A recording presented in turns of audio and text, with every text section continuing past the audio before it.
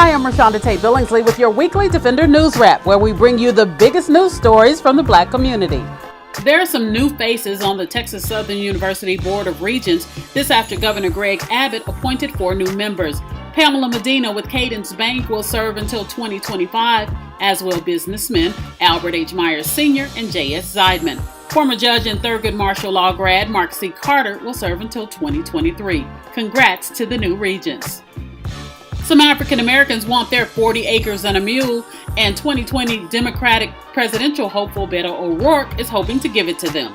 He joins Kamala Harris, Julian Castro, Cory Booker, and Elizabeth Warren in throwing their support behind a reparations debate.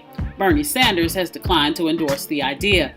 Congresswoman Sheila Jackson Lee has come up with a bill to create a commission to study and develop reparations for the Black community. Talk about avoiding chaos. The Dallas County District Attorney warded off what could have been some ugly protests. It was last month when a video surfaced in which bartender Austin Sheffield exchanged words with LaDeja Lee over a parking dispute.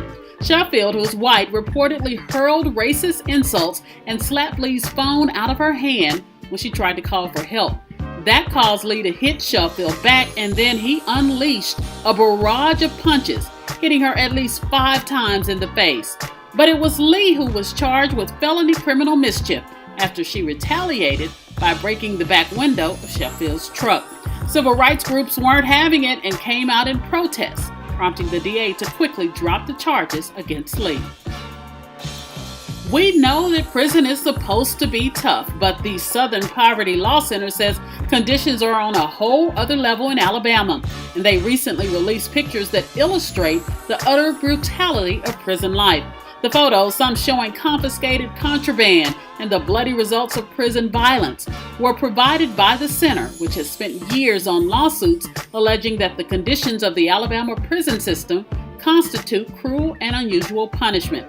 This week, the Department of Justice agreed, issuing a 58-page report condemning the state's prison system.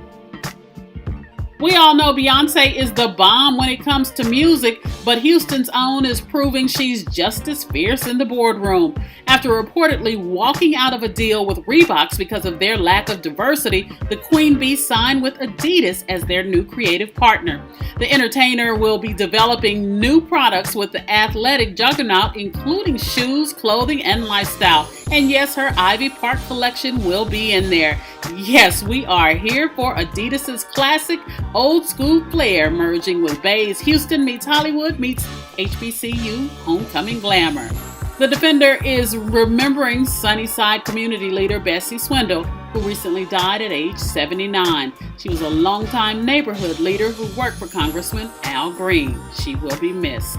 If you're looking for something to do on Saturday, April 13th, the ACLU and the Ensemble will host a School to Prison Pipeline Community Forum from 10 to noon at the Ensemble.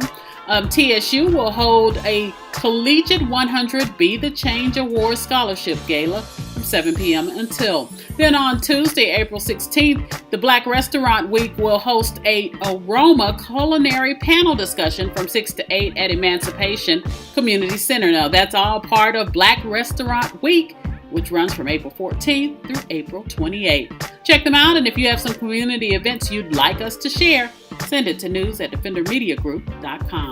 It's a wrap. Make sure you're following us at Defender Network on Facebook, Instagram, and Twitter. And join us here next week for all your Defender highlights.